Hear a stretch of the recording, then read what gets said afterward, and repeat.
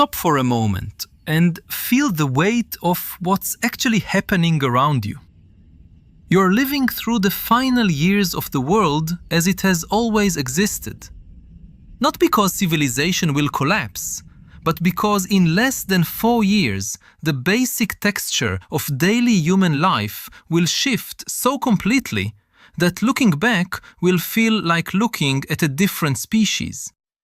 Imagine trying to explain to a child born in 2030 what it was like to wait for an answer, to not know something instantly, to sit with a question for hours or days, simply because there was no one and nothing to ask. That child would look at you with the same confusion you'd feel if someone tried to describe what it was like to live without electricity, without writing, without fire. At this very moment, as you listen to these words, the last generation that remembers a world before constant algorithmic mediation is finishing its childhood. The people coming after them will think with the assistance of systems more capable than any human genius in history. They will form real relationships with entities that were never born. They won't be less human than us, but their experience of being human will be as different from ours as ours is from a farmer's 1,000 years ago. And none of this is happening in some distant, abstract future. It is happening right now, in the offices where you work, in the apps you open without thinking, in the quiet decisions you make every day that you assume are entirely your own.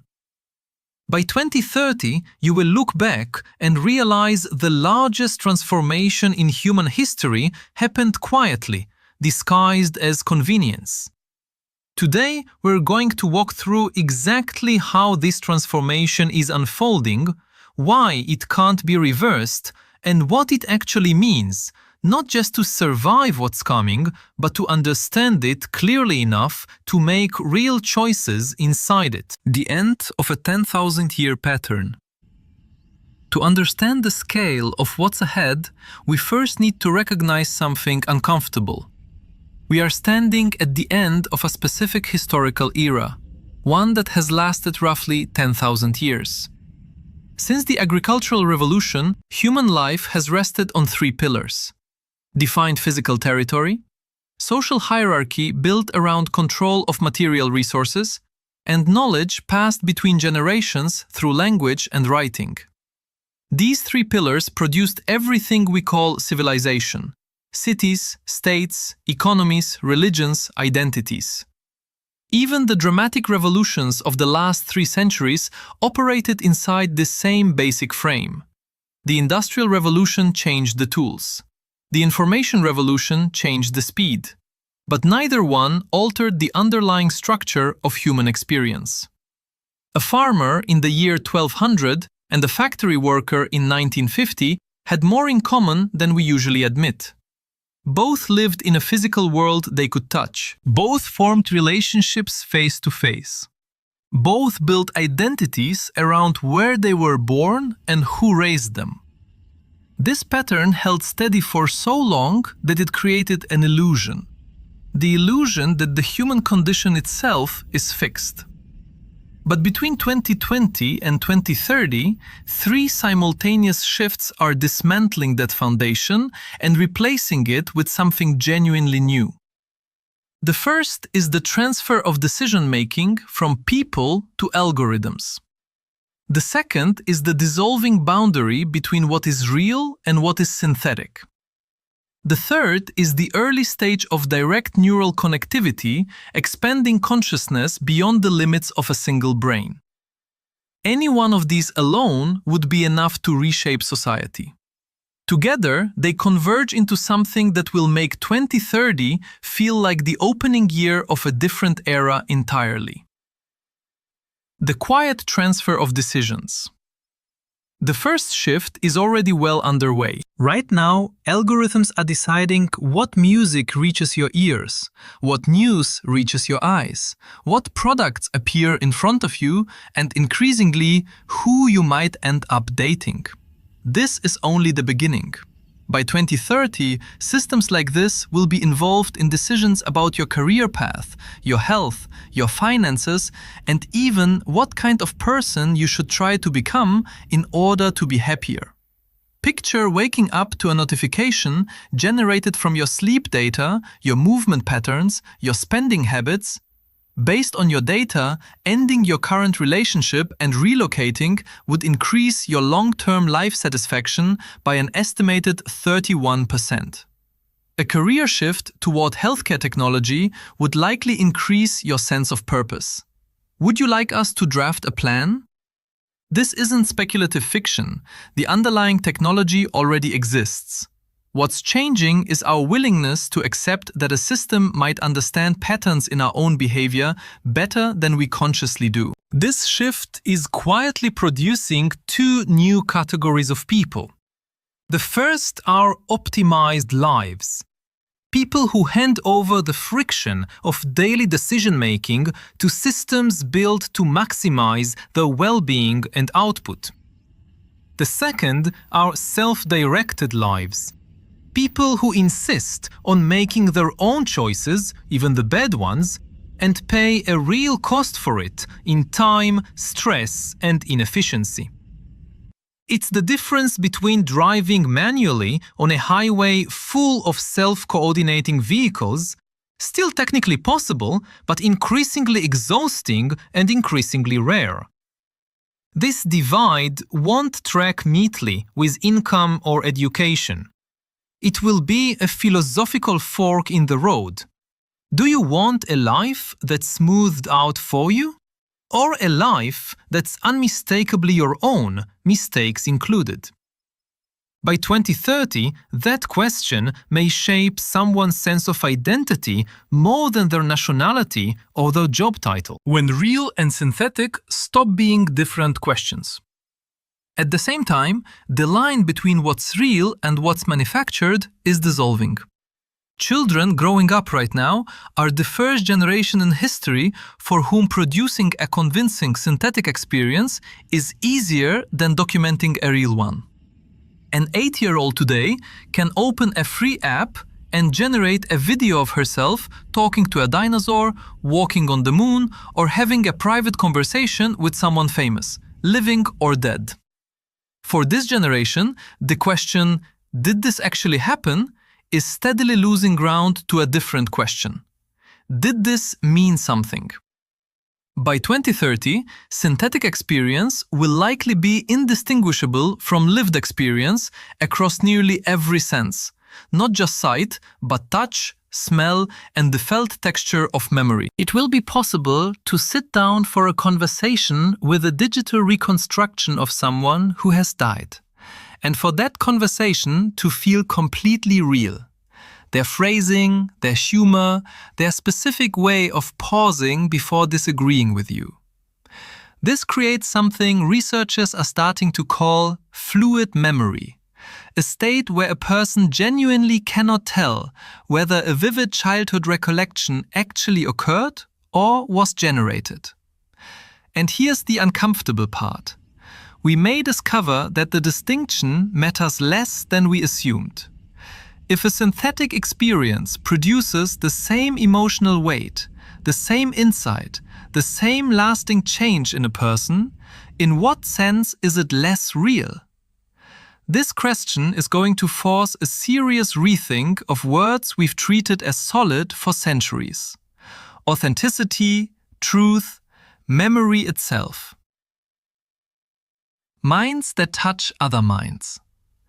The third shift is the slow arrival of direct neural interfaces. By the end of this decade, early but functional neural connection technology is expected to become available to a meaningful number of people, not just for browsing information by thought, but for sharing something closer to raw experience, emotion, sensation, even fragments of perspective.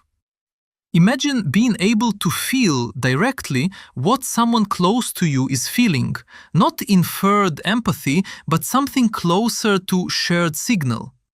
or having instant access to a specialist's accumulated expertise, not as a search result, but as something that briefly feels like your own competence. By 2030, some couples will be able to choose to partially share emotional states, creating a form of intimacy that has no real historical precedent. Parents may be able to pass down not just stories, but the felt experience behind them. This is likely to produce small clusters of people, researchers are calling them linked minds, who aren't losing their individuality, but are voluntarily sharing specific layers of experience with each other. A small group focused on a shared creative or scientific goal could move with a kind of coordination that no single person working alone could match. A pause. Honestly, I want to stop here for a second and ask you something directly. Of these three shifts, decision-making moving to machines, the blur between real and synthetic, or minds beginning to connect directly, which one unsettles you the most? Which one do you find yourself thinking about late at night when it's quiet and you're not performing certainty for anyone? A lot of us keep these thoughts private, maybe out of worry that they sound too speculative for a world that rewards being practical and certain. But these questions are worth asking out loud. If something in this is resonating, say so in the comments. Name the part that actually unsettles you. It might be more widely shared than you think, and naming it clearly is usually the first step toward thinking about it well. What changes in practice? So, how do these three shifts actually touch daily life by 2030? Start with work, since that's where the change will be most visible first. Most jobs that exist today won't disappear because they were automated. They'll disappear because they quietly stopped being relevant. The economy of 2030 is likely to organize around three core activities: building synthetic experiences, maintaining and directing AI systems, and facilitating connection between linked groups of people. Even professions that survive will be unrecognizable in practice. A doctor in 2030 may spend most of their time designing personalized therapeutic environments, controlled synthetic spaces where a patient can work through trauma or anxiety safely. A teacher may become less of a lecturer and more of an architect of experience, building immersive scenarios where a student doesn't just read about a historical event, but briefly lives a version of it, feeling the stakes the way someone present would have. The idea of a career as a single linear specialty is likely to fade. Instead, people will build portfolios of overlapping skills that combine in unexpected ways. Someone might be a trauma-informed VR facilitator, a designer of synthetic culinary experiences, and a coordinator for a linked mind creative group, all at once. What looks like an odd combination today will look completely ordinary inside the economy that's forming. Relationships will shift just as much. By 2030, it won't be unusual for someone to maintain meaningful connections across several categories at once, with people physically present in their life, with AI companions of real complexity, and with synthetic reconstructions of people from other times built from historical material and continuing to evolve. None of these is necessarily a replacement for the others. They're additions to what intimacy can mean. Family structures are likely to widen too, including bonds that don't depend on geography or biology. A child born in 2030 might have biological parents, an AI mentor shaping a specific part of their development, and a connection to a small global group of peers who share their particular interests and challenges. Loneliness, in the way we currently understand the word, may become rare for anyone willing to participate in these new structures. Though new forms of disconnection, ones we don't have language for yet, will likely take its place. Cities themselves will start doing more with the same physical footprint.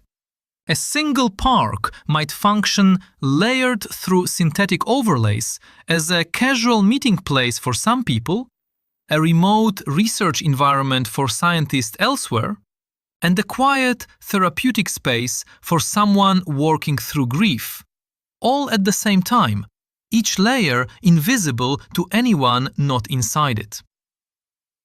Governments will be forced to build entirely new frameworks to handle this.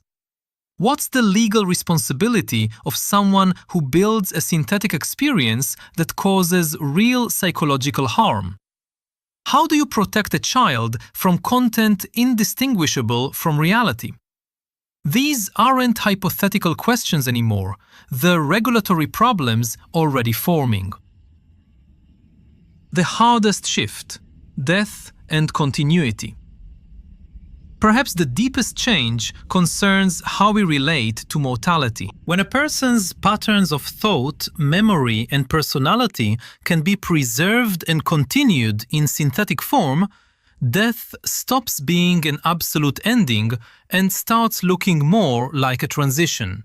By 2030, it's plausible that someone who has died